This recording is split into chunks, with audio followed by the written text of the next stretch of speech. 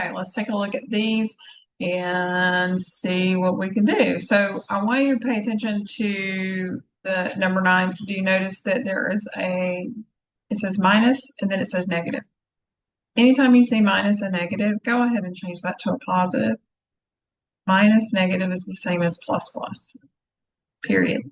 End of story. If you see two negatives beside each other, change them to a positive sign.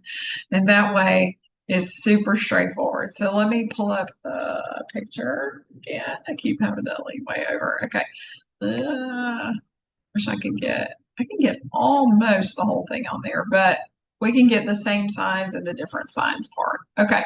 So 12 and 9 are both positive. That's just like the adding that you've been doing forever, right? 12 plus 9 is 21. And then same signs we add and we keep it positive, right? So the answer is 21. That's a lot easier than thinking about minusing a negative or subtracting a negative. All right, here we have a positive and a negative. Positive 11, negative 12. Those are different signs. So we're going to subtract. 12 take away 11 is 1. So I know the number is a 1.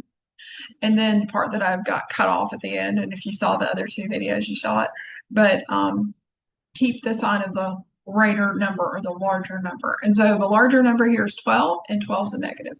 That means the answer is moved. That's it. If the 12 is bigger and it's negative, then the answer is negative. All right. Number 11, we have a negative and a negative. Those are back to same signs again. So we add them up and we keep the signs. So 3 plus 5 is 8, and we keep it negative. So that is going to be a negative 8. All right. Number 12. What do you notice? That's like number 9 was. We have minus and negative. Anytime we see minus next to each other, we're going to change it to plus plus. Make our lives easier. So here we have a negative 12 and a positive 6.